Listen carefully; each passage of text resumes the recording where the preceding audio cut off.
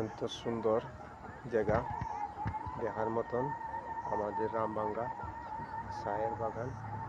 এবং এই এরিয়াটা সুন্দর পরিবেশে। দেখেন